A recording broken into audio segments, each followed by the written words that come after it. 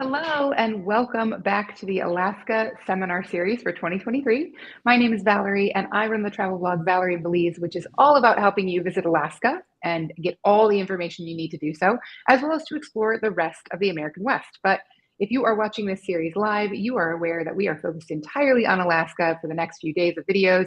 And if you're watching the replay, thanks so much for joining me. I hope that this will be helpful in planning your trip to Fairbanks, Alaska this year.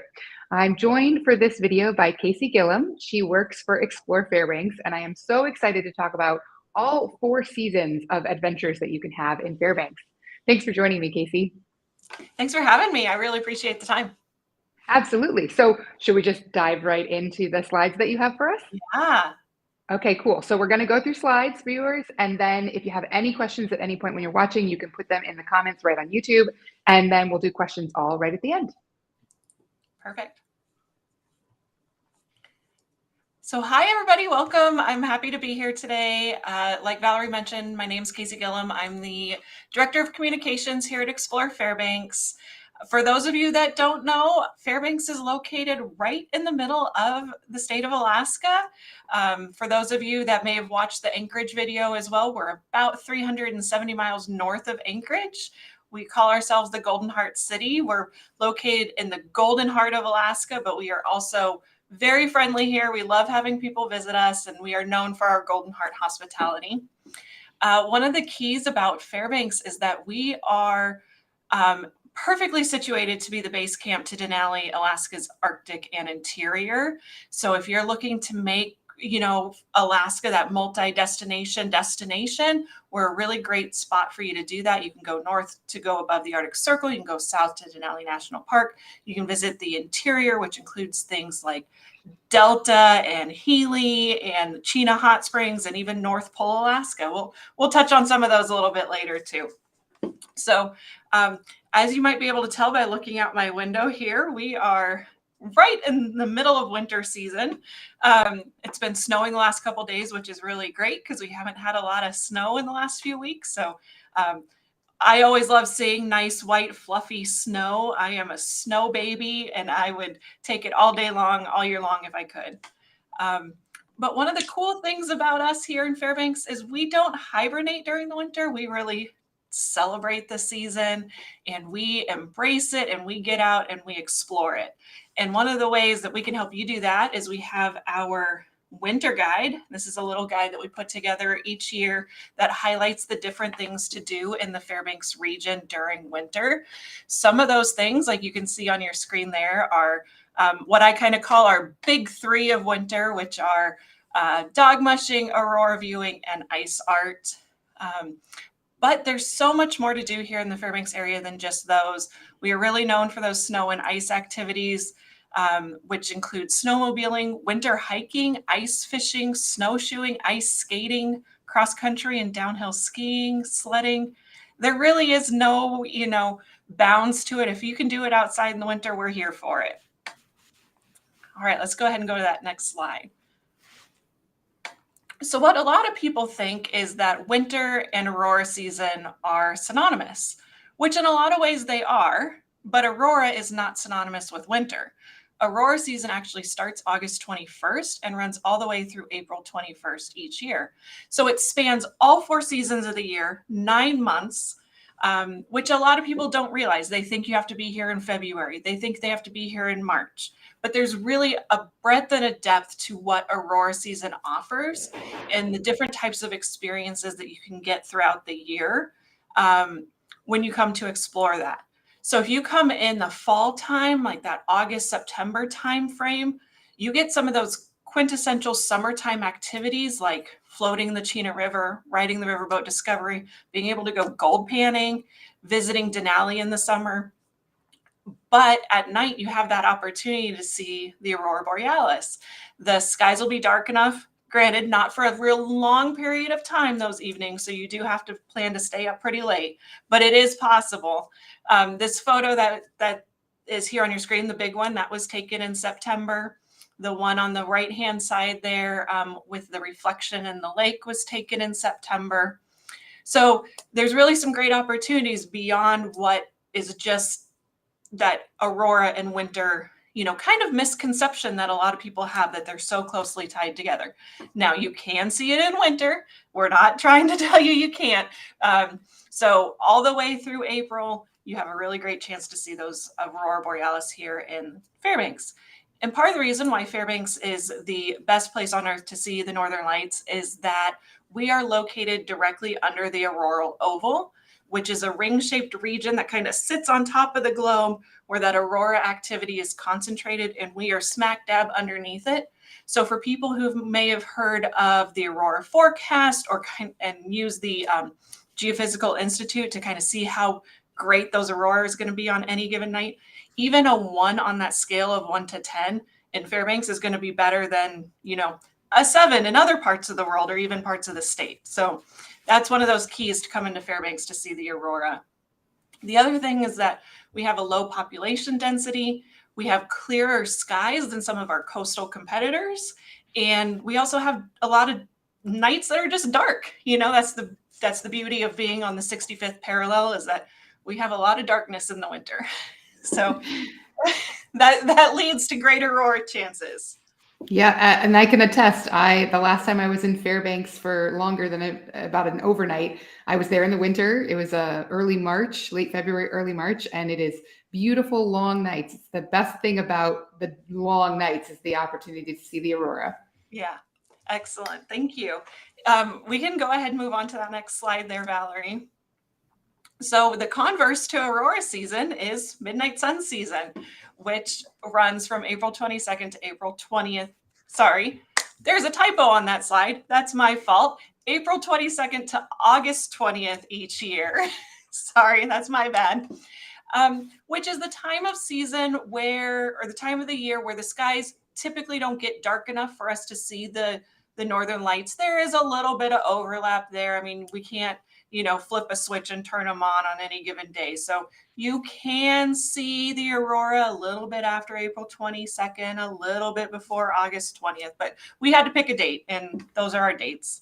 But what's really one of the beautiful things about midnight sun season here in Fairbanks is that starting in the middle of May, we have 70 straight days of 24 hours of daylight, where it never gets dark enough that a pilot can't identify objects on the ground, which is known as civil twilight. So we have 70 straight days.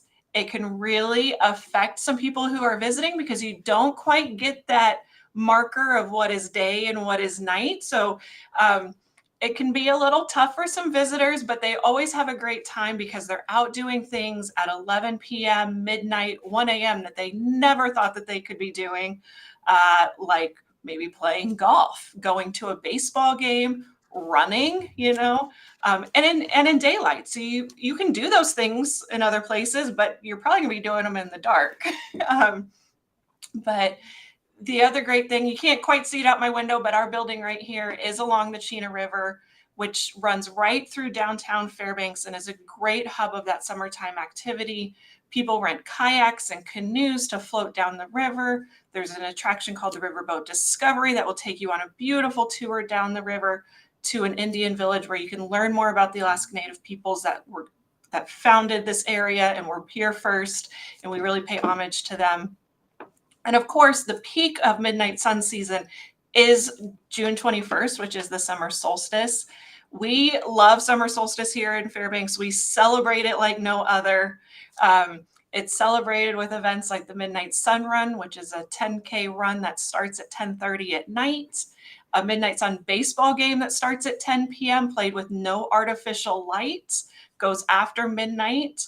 And then also the Midnight Sun Festival, which is a 12-hour celebration that blocks off our downtown area.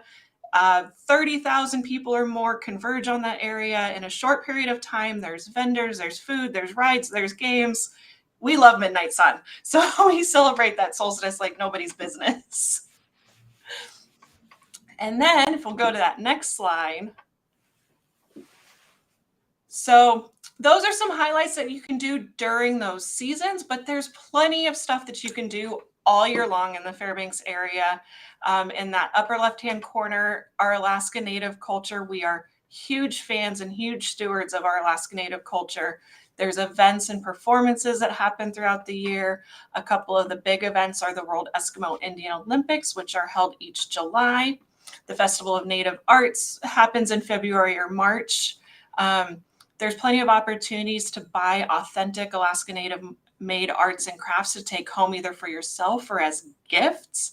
There's opportunities to interact with artists, to see how this artwork is made and to hear stories from our Alaska Native leaders on how this land came to be and, what we're doing to help celebrate their culture. We also have a huge breweries and distilleries scene. We may be a small community, but we have 6 breweries and 4 distilleries, believe it or not. And they're all a little different. They're all a little quirky, which is really fun. Some of them are, brewing traditional German beer and traditional German styles. One of them has taken over an old athletic club building and has renovated it to fit their needs. We've got ones that use lots of Alaska grown products, Alaskan raspberries and blueberries, and, to help build their drinks. And a lot of those places, those breweries and distilleries, you can get their beverages at our local restaurants, our bars, our tap houses. So if you want some Alaska made product, there's plenty of opportunity to get it. Speaking of that, to pair with those beverages, there's lots of Alaskan food too. A little known fact about Fairbanks is that we have over 20 Thai food restaurants.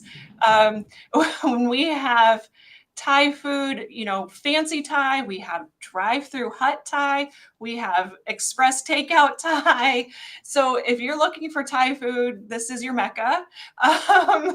We've got it all, and it's excellent food.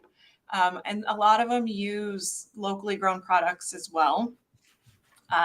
There's that little guy poking his nose out to you, that reindeer right there. You can go multiple places in the Fairbanks area now and hang out with reindeer, walk with them, feed them, pet them, have your pictures taken with them. They're really fun animals to be around. And it's really one of those things that in the last 10 years here in Fairbanks has really grown and has taken off. And it's a really fun experience. I don't know if any of you watching have ever hung out with a reindeer, but I encourage you to do so because excellent. I see you raising your hand there, Valerie. They're so fun. They honestly are like big dogs, very big dogs, but they're friendly, they're personable, they kind of like to cuddle. And they somehow never run into you with their antlers. It's like I know, amazing how alert they are. They're really fun to be around. But that's an experience you can do all year long. Many of those attractions are open in the summer and the winter. I'll touch on what's new with one of them here in a few minutes. We've got lots of museums and cultural centers too that, again, are open all year long. So the building I'm located in is that one in the upper right, the Morris Thompson Cultural and Visitor Center. It serves as our regional visitor center, but it's also a cultural heritage center where we pay homage to those Alaska Natives again. We also have an exhibit hall that features the seasons and the people that live here and grew up here and kind of immerses you into the Alaskan and the Fairbanks way of life. So if you're here in summer, you can get a little taste of winter or vice versa. It's really a fun walk through. The building there, the big white building, is the University of Alaska Museum of the North, which is a gorgeous, stunning museum. I encourage every visitor to go visit it. You'll learn so much about this area and both historically, but also what's happening right now. What's not on your screen is a picture of the Fountainhead Antique Auto Museum. And I know some of you might be going, oh, I'm not really a car person. You don't have to be. It's a beautiful museum with pre-World War vehicles in it. But the most awesome thing that they've done is they've taken those cars and they have paired them with period clothing. So the clothes that a woman or a man might be wearing to ride in that car, they tell the story of maybe, what type of event they would be going to. It's stunning and it's breathtaking, and they change it all the time. So if you've been in there before, I encourage you to go again, because the cars that are on display are probably different. The gowns and the clothing and the accessories that are on display will probably be different. So it's really a fun time and always an amazing attraction to walk through.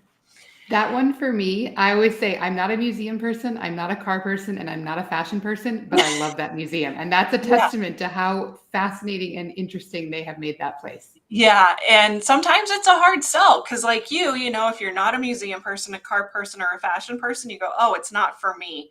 But anytime we can actually convince somebody to go, which it's usually not very hard to convince somebody to go, especially if you can just show them one picture, they're like, oh, okay. But people always walk away from it with that almost that exact same response of like, oh my gosh, why did I think that I could miss this? You know, so Yeah. it's beautiful. But like I mentioned earlier, we are also the base camp to locations around us. So featured here on the screen there along the top is Chena Hot Springs, which is about a 60-mile drive outside of Fairbanks. It's a stunning rock lake, heated with geothermal energy. They've got an indoor pool. There's a restaurant, there's a bar, there's a hotel. You can go dog mushing, you can ride horses, you can visit their ice museum. They have snowmobile tours, they have a dog mushing kennel. So there's so much you can do at Chena Hot Springs in and of itself beyond just visiting the hot springs pool. The Denali National Park is about a 2-hour drive south, or a 4-hour train trip, which is that photo on the bottom right is somebody walking through Denali National Park in the winter. A lot of people, you know, kind of correlate Denali National Park with summer. And that comes a lot from the cruise travelers. You know, that is a main stop for cruise travelers. But in the wintertime, it's really an awesome experience as well. They have snowshoes you can borrow. You can go for hikes. They clear the trails. You can actually drive yourself into the park up to a certain point once they start plowing the road in about February. So you can actually drive in a little bit farther on your own, which is great. That second photo in from the right there, the Arctic Circle, something you can go do any time of year. There's many tour operators that can take you up there. We don't generally encourage driving it on your own. People do, but it's not highly encouraged. It is a very rough and treacherous road. And if you're not prepared, you can get yourself in some pretty scary predicaments. But these tour operators are trained, they're prepared, they know what they're doing, they know the rules of the road. So we encourage you to go with a tour operator. If you are planning to drive yourself, make sure that your rental car is equipped and prepared and allowed to go on that road. Certain rental car agencies won't allow you to take your car on that road. So if you are planning to drive it yourself, please make sure that you check out with your rental car agency that you can take your car there. Yeah, another tip. I had a car that was allowed to go on various less allowed roads, less commonly allowed, and I got a flat tire just on the Parks Highway, and that was a pain in the butt. So if you are going to drive up to the Arctic Circle, bring extra tires. Like Yes. You need to be prepared. Check with your host on Turo or your rental agency and notify them specifically where you're planning to go, so that one, they prepare the car, and two, they know where to look for you in case something goes wrong. Knock on wood, of course. We have heard all sorts of stories about people getting, 200 miles up the Dalton Highway, having a flat tire, having multiple flat tires in some instances, running their car off the road and not being prepared.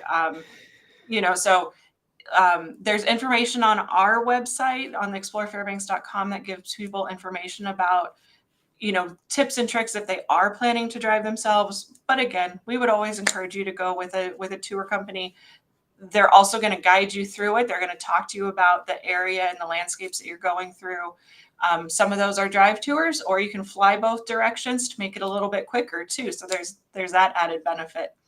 And then there on the lower left-hand corner, Santa Claus, we are 20 miles. We're actually north of North Pole, Alaska. But, they're our friendly neighbors. We love North Pole. There's a great attraction / shop there called Santa Claus House, which is where this Santa statue is outside of. But there's lots of activities you can do in the North Pole area as well. A lot of our tour companies that I was talking about earlier that do things like snow machining and dog sled rides and ice fishing are located out in North Pole area. There's a great area called Chena Lake Recreation Area, right kind of on the outskirts of North Pole, which is a great Aurora viewing spot, ice fishing. Summer, it's our beach, not being a coast, we don't get a lot of beach. It's a man-made beach there on a lake, but it's really a great spot for locals and visitors alike to go and check out. So that's kind of the overview of the Fairbanks area. Valerie asked me to prepare some notes on a few things that are new for 2023. So what I put together are these kind of 5 really exciting things that are going on this year that kind of share a little bit of a breadth and depth of what you can do in the Fairbanks area. Like I mentioned earlier, hanging out with reindeer. One of our awesome business partners here, the Chena Outdoor Collective, has actually started doing reindeer sleigh rides. It's a natural thing that you would think would happen, but they have sleigh trained their reindeer. They can pull those. And then you can also drink hot chocolate and eat some snacks along the way. They also provide some winter clothing if you're not quite fully prepared for that winter adventure or being outside and not being super active outside. They do provide some of that winter clothing for you as well. Another fun thing that has happened in the Fairbanks area kind of in the last 6 to 8 years is that people and businesses are partnering Aurora viewing with other activities. So it used to be you would go get in a van, you would go to an Aurora viewing point, and you would come back. That's not the case anymore. You can go snowmobile riding to see the Aurora. You can go dog mushing to see the Aurora. You can ice fish under the Aurora. There's all sorts of these opportunities available now. And one of the coolest ones that just came on this last fall is actually ice skating under the Aurora borealis at Trailbreaker Kennel, which is also an awesome dog mushing partner of ours. They've got a nice little secluded pond that freezes over. You can go ice skate under the northern lights, wait for them to come out. Once you're kind of done ice skating, or maybe you just need a little bit of a break, they'll have a campfire for you to hang around, or you can go inside the cabin, hang out and drink some cocoa and learn from those dog mushing and Aurora experts and hear their tales and their lives of living in the wilderness of Alaska. I grew up ice skating. I grew up as a hockey player, and the idea of ice skating under the northern lights just seems magical to me. So I'm going to go do this one this winter. Next up, that University of Alaska Museum of the North that we talked about on the previous slide, they've actually created a whole new walking tour for the grounds of that museum that you can download an app. You can listen to it from anywhere in the world, but it's a lot more fun if you're actually standing there looking at the things that it's talking about. So you can navigate stop to stop. You can view and listen to it from anywhere. It takes about 25 minutes if you're actually there on the grounds doing the walking along with it. So it's really a fun way to learn a little bit more about that museum, either in advance of your visit or while you're there on the grounds, and kind of have that like docent with you a little bit, kind of taking you around and teaching you a little bit more about what's going on there at the museum. The Summit Suite at Sophie Station Suites is a one of a kind. I haven't seen anything like it in Fairbanks experience. It's really built for maybe people who want a little bit swankier of accommodations or maybe a larger party.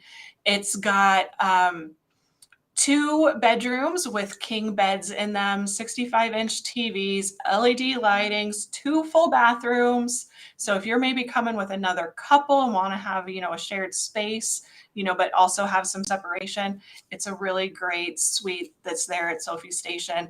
It's a fully equipped kitchen. So if you want to come and cook a lot of your own meals, so you don't spend that money, dining out, or, there's options for that. They will also cater into that space as well. So yeah, it's pretty swanky. They're also using it as a small meeting space. They can hold up to 22 people for a reception. So I know us here at Explore Fairbanks, we've been trying to find a reason that we could book that space to have a little reception in. And then new at Borealis Base Camp, for anybody who may not know, Borealis Base Camp for the last several years has had igloos, what they call igloos. They are domes that are made for Aurora viewing that have clear panels on the roofs of them. And so you can lay in bed and watch the Northern Lights from your bed. What a dream, right? And it's become really, really popular. It's a beautiful property. But what they put in this year is they built what they're calling cubes. They're a little bit different than the igloos. They are kind of on the other side of the property if you've been there before. So the domes are all on this side and the cubes are all on this side, kind of back in the woods. But they have large panoramic windows that reach from floor to ceiling. So again, you can lay in bed, watch the Northern Lights. They have decks, they have rainfall showers, king size beds. Again, kind of a swanky little property to stay at, but they're really nice. We actually had a media member stay there not too long ago to check them out, and she raved about it. And I can't wait to get up there and see one of the cubes myself. So that's all I had prepared for you today, but I'm happy to get into any of these questions you might have, Valerie. All right. Well, thank you, first of all, for taking the time to give us an update on, cover the basics, right? Because people are at all different levels of their knowledge of what Fairbanks has to offer, and then giving us the latest and greatest. I'm definitely wanting to stay in one of those cubes because I don't think I have enough friends to come stay in the Summit Suite at this point. Not at least they're not all ready to go to Alaska right this minute. Like I'm always ready to go. So we have some questions. I'd love to go through them with you. Let's start with one that kind of goes on a point that you made earlier. This is a question from Kara, and she wants to know about stores with great souvenirs, unique souvenirs and gifts in the Fairbanks area. Yeah, probably the one that jumps to the top of my mind, first of all, is the Great Alaska Bowl Company. As you can imagine, they have some bowls there that are made from Alaskan birch, but they also have cutting boards and other Alaska-made products. The new managers of that property or that store have really taken upon themselves to have all Alaskan-made products in that store. They're not all necessarily from Fairbanks, but they are Alaskan-made products. So everything from stickers designed by Alaskan artists to those wood bowls that they make there in the shop, to books, cookbooks, spices, all sorts of things. So that's a really great store. In the downtown area, there's a store called Arctic Travelers Gift Shop, which has a lot of beautiful Alaskan made and Alaska Native made artwork in it. We have several art galleries too that have fun items in them. If you want to go, a little bit nicer, there are a few different jewelry shops too that make things out of Alaskan gold nuggets. So rings or necklaces or even earrings. So there's a few of those shops around town too. I feel like if you're listening and you like jewelry, that you can start planting the seeds now that because Fairbanks is Alaska's golden heart, the only appropriate souvenir for you is some Alaskan gold. Pro tip. Yes. All right. So let's see what another question we have. How about this one? Okay. This one does not have to be an official answer, but Amy is curious about some places that maybe you recommend to eat around Fairbanks. Well, I am a lover of Thai food. Lemongrass is a great restaurant. So is Thai House. It's one of those interesting things when you ask people who are in Fairbanks or from Fairbanks, what's your favorite Thai place? A lot of people will respond with, what do you like to eat? Because I know for me, I have my favorite curry place and I have a favorite pad Thai place, so it kind of depends. Thai food is always excellent though. And the Pump House Restaurant, it's a historical place right there on the Chena River. During the summer, you can see the riverboat go back and forth along the river. They actually recently just started up their Sunday brunch again, which is one of my favorite things in town. So, so those would probably be my recommendations. Great. And then I didn't want to interrupt you earlier. I always have questions when we're doing these talks. So Yeah. can you explain a little bit about why there are so many Thai restaurants in the Fairbanks area? That is an excellent question that I would love to be able to answer for you. We've gotten various responses. It started with the Thai House, which is downtown. That was the first one, and it was a family who came over from Thailand. They decided to create a restaurant here, and then they actually, broke off into different sections of that family and have created more restaurants. And I think as that word kind of got back home to Thailand, that there was a lot of support for it here, more and more people just started creating those restaurants here.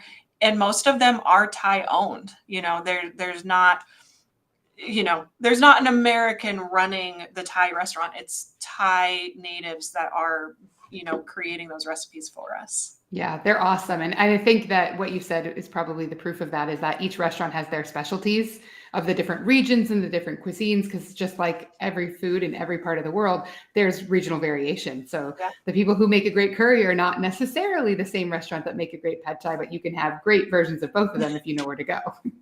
Yes. All right. So here's one. This is from Carlton, wondering if you need a rental car to visit Fairbanks, both in the summer and in the winter.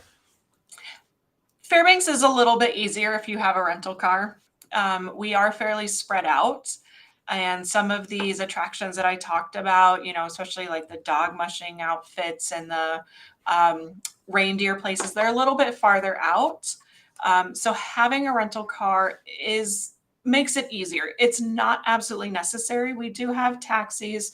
We do have public transportation. We do have options like Lyft and Uber, but to kind of control your own destiny a little bit, it's easier to have that rental car, both in summer and winter.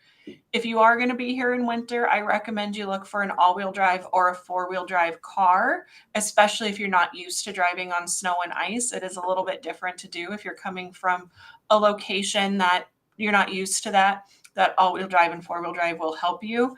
And again, some of these locations, some of the reindeer locations are up in the hills. So again, having that all-wheel drive, four-wheel drive will help you get to those places more safely.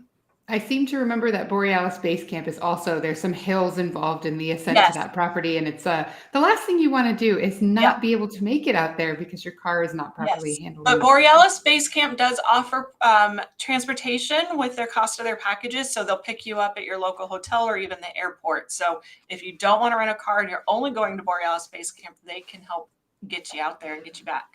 There we go. And I know if anyone else is curious, some of the other properties like the Chena Hot Springs Resort, there's a van transport company. So there are options if you either don't want to drive in the snow and ice because you're visiting during the winter, you don't want to rent a car, you can't rent a car for some reason. There are options. It just requires a little bit more planning and a little bit of, as you said, letting someone else have a little more control over your destiny. But that doesn't mean you won't have a great trip. Absolutely.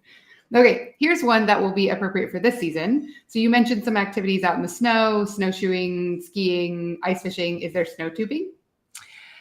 There is, and I say that kind of cautiously. Our snow tubing hill is actually Birch Hill, which is located on Fort Wainwright Army Base. And the last I knew, unless you were affiliated with the military, you still could not get a pass onto base, where pre-COVID, you actually could. You could just go up to the visitor center, tell them that you were wanting to go to the ski resort or go tubing, and they would let you on. That may have changed back, but I don't know the answer to that right now. So stay tuned. But there is tubing. You just may not be able to get to it. But we do have several sledding hills. Like there's a great one at the university that if you even just go to, one of our local stores, a Walmart or a Fred Meyer, and pick up a $20 sled, you can have yourself a great afternoon of fun. That's a great tip. Okay, here's one more for you, and then we'll wrap everything up. And so you kind of touched on this early, that there's Aurora season and midnight sun season, and April in particular is sort of that transition where there might not be snow. You can still see the Aurora, but maybe the summer activities haven't quite opened up. So do you have any recommendations for April in particular? Yeah, that's an excellent question. April is one of our trickier months, to be honest. Sometimes we have snow through mid-April and people are running dog mushing operations through mid-April. Sometimes snow has pretty much melted off by April. So it can be a little bit tricky of a month to visit. I'm trying to be as honest here as I can. But if you're the outdoorsy, want to go hiking, want to be outside type of person, it's a great opportunity to come and do some of those things. All those year-round activities that I mentioned, the museums, the reindeer, the hot springs, visiting Denali, all of those things are available regardless of the month or, the time of year. So it's really an opportunity to fill your days with those types of activities, as opposed to that, that solid, I'm going to float the Chena River, because you're not doing that in April. I'm just going to be honest. If you are, good on you.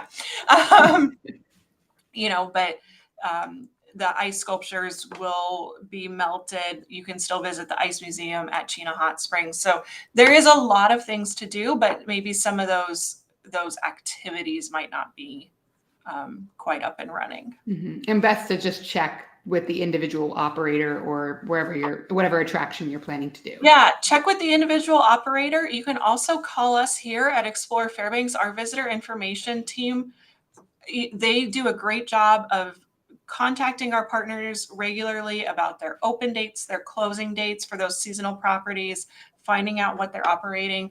So to kind of make your planning a little bit easier, you can maybe call us and we have answers for a lot of those properties instead of you having to take the time to call each of those properties individually. Yeah, great. That's a great tip. I would never think to call you guys, but maybe I'll start about once every season. I'll give you a call and check up on all my information. Yeah. I'm going to tell you, call our visitor information team. They are amazing. They have restaurant open dates. They know holiday hours for restaurants and businesses. If, they have, what day the riverboat's going to start going. They know what day the riverboat is closing. So if you're looking for some of that information, our visitor information team is top notch. Amazing. Amazing. And I will make sure, so just as we start to kind of wrap everything up, I will make sure to include in the description of this video the link to Explore Fairbanks so that you can find their website easily. They have tons of information about, any question you have about Fairbanks, I guarantee that it's been addressed. And if it hasn't, you now know that you can call and ask. You can also request visitor guides, I believe, both digital and print, depending on what you prefer. Here's our visitor's guide, which is our year-round guide. So if you're looking to come in summer or winter, there's information in here. If you're looking specifically for winter information, here's a nice little guide. We recommend you get these two together because this one doesn't quite have all the information. It's really specific to winter. So if you want some of that year-round information, more of that's in here too. So if you're going to order them, I recommend ordering them together. Yeah, then it saves on the postage as well. You're just helping. Exactly. So, and then, I want to say, first of all, Kasey, thank you so much for joining me. Thank you for giving us the lowdown on what is always great about Fairbanks and what is new coming this year. If anyone has any questions, please feel free to drop them in the comments below. I have Kasey's contact information. You can also go to Explore Fairbanks. And don't forget that this seminar series is going on the rest of this week and into next week if you're watching them live. If not, there is a playlist of all the replays that includes Fairbanks, Anchorage, Denali, Seward. I'm talking to as many people who are willing to share what's going on in their part of Alaska so that you can get the most up-to-date and accurate information, which is why we're talking directly to the people who both live in and know everything that you need to know to visit. Again, Kasey, thank you so much. And don't forget to like and subscribe this video, or like this video and subscribe to my channel if you've enjoyed this. And I look forward to seeing you on a future Alaska travel video. Thanks again.